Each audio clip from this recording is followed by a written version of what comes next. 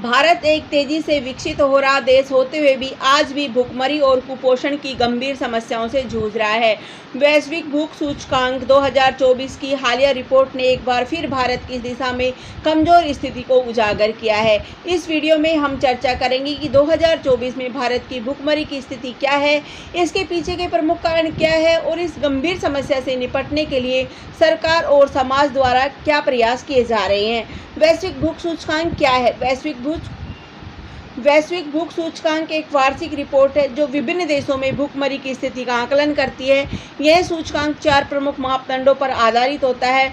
कुपोषण, 5 साल से कम उम्र के बच्चों में स्टंटिंग, 5 साल से कम उम्र के बच्चों में वेस्टिंग, 5 साल से कम उम्र के बच्चों की मृत्यु दर। इन मापदंडों के आधार पर प्रत्येक देश का एक स्कोर निर्धारित किया जाता है। GHI का स्कोर जितना अधिक होता है उस देश में भूख की स्थिति उतनी ही गंभीर मानी जाती है।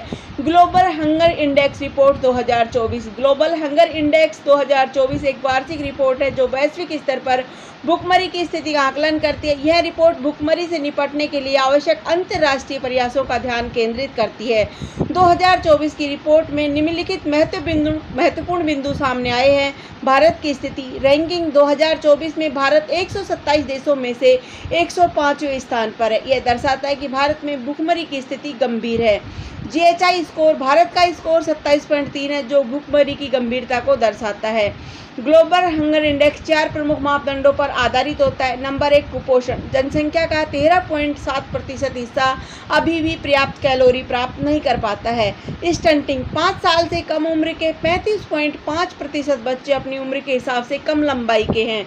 वेस्टिंग, 5 साल से कम उम्र के 18.7% बच्चों का वजन उनकी लंबाई के अनुसार कम है। बाल मृत्यु दर, 5 साल से कम उम्र के 2.9% बच्चों की मृत्यु हो जाती है। वैश्विक संदर्भ 2024 की रिपोर्ट में बताया गया है कि दुनिया भर में लगभग 733 मिलियन लोग हर दिन भूख का सामना कर रहे हैं, जबकि लगभग 2.8 बिलियन लोग स्वस्थ आहार का खर्च वहन नहीं कर सकते।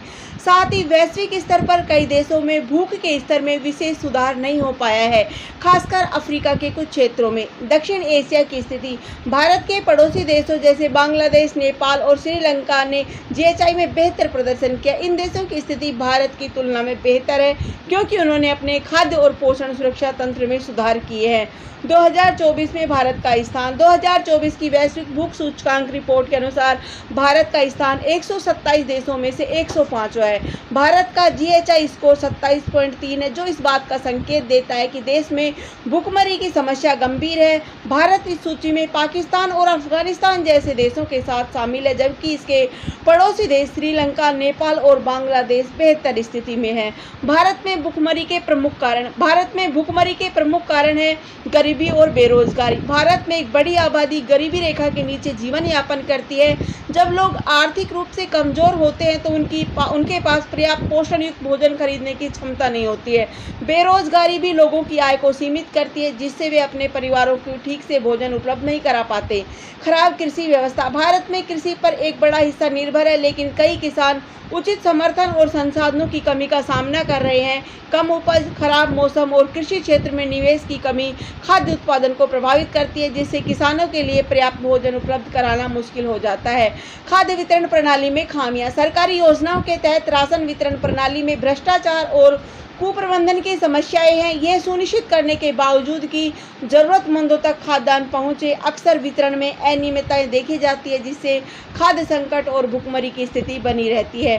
कुपोषण और स्वास्थ्य समस्याएं, भारत में बच्चों और महिलाओं के बीच कुपोषण की समस्या गहरी है। उचित पोषण न मिल पाने से बच्चे कमजोर होते हैं और उनके विकास में अवरोध उत्पन्न होता है। इसके अलावा स्वच्छता की कमी और स्वास्थ्य सेवाओं की अनुपलब्धता भी समस्या को और बढ़ाती है। जलवायु परिवर्तन का सीधा असर कृषि उत्पादन पर पड़ता है। अत्यधिक वर्षा, सूखा और अन्य मौसम की विकट परिस्थितियां फसलों को नुकसान पहुंचाती है, जिससे खाद्य आपूर्ति में बाधा उत्पन्न होती है और भुखमरी की समस्या गहराती है।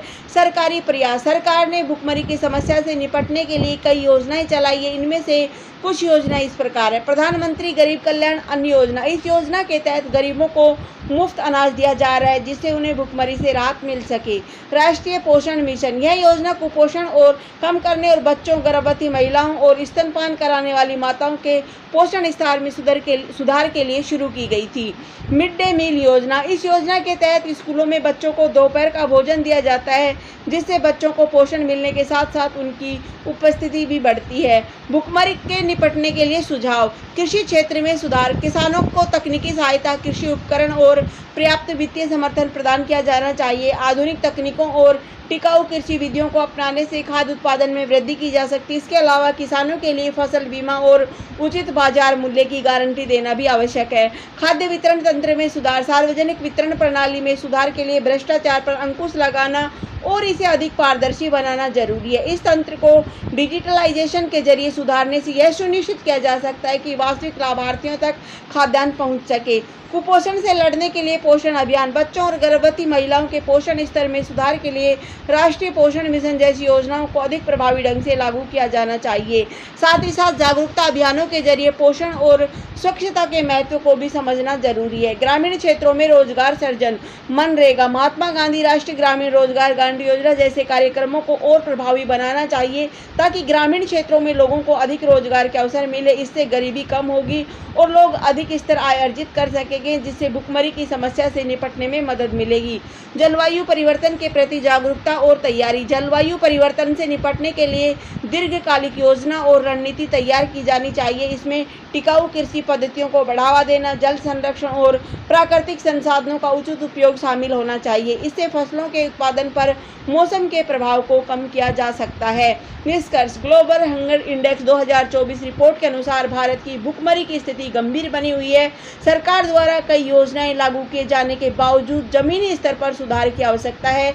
यह रिपोर्ट स्पष्ट करती है कि संयुक्त राष्ट्र का 2030 तक जीरो हंगर का लक्ष्य वर्तमान स्थिति को देखते हुए बहुत कठिन है।